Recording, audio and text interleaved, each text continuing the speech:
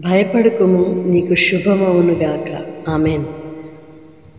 ప్రభునందు ప్రియ సహోదరి సహోదరులారా, యేసుక్రీస్తు నామములో మీ అందరికీ శుభాలు తెలియజేస్తున్నాను.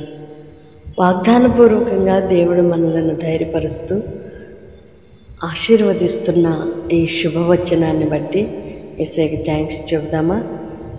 భయపడకుము, నీకు శుభమవునుగాక. కొన్ని సందర్భాల్లో మనం భయపడుతూ ఉంటాము. కీడు సంకోచిస్తూ ఏదో తెలియని ఒక భయము, ఆందోళన, నష్టమవుతున్నట్టు, కీడు కలుగుతున్నట్టు భయపడుతూ ఉంటాం. దేవుడు అంటున్నాడు, నీకు శుభమే కలగబోతుంది, నీకు భయం వద్దు, భయపడవద్దు అని. నువ్వు దేని గురించి దిగులు పడుతూ భయపడుతూ ఆందోళన చెందుతున్నావో నా దేవుడు అంటున్నాడు, నీకు శుభమే కలగబోతుంది. దేవునికి అప్పగించుకుందామా?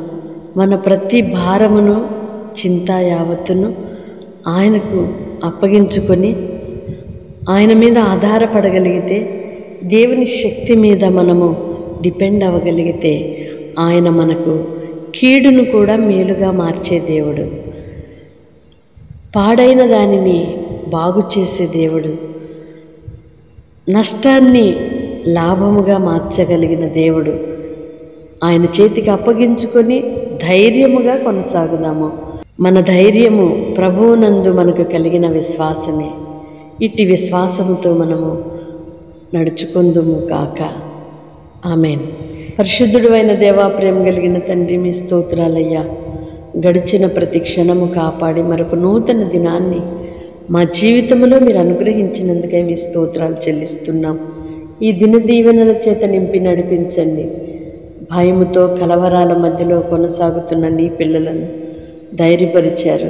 శుభమే కలుగుతుందని, కీడు నష్టాన్ని తొలగిస్తున్నానని.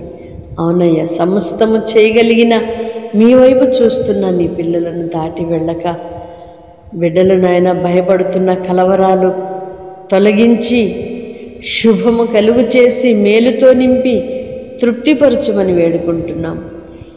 ప్రార్థనలు ఏకీభవిస్తున్న ప్రతి ఒక్కరిని కూడా మీరు అట్టి రీతిగా దీవించండి. సమస్త కీడులను, నష్టాన్ని దూరపరచండి.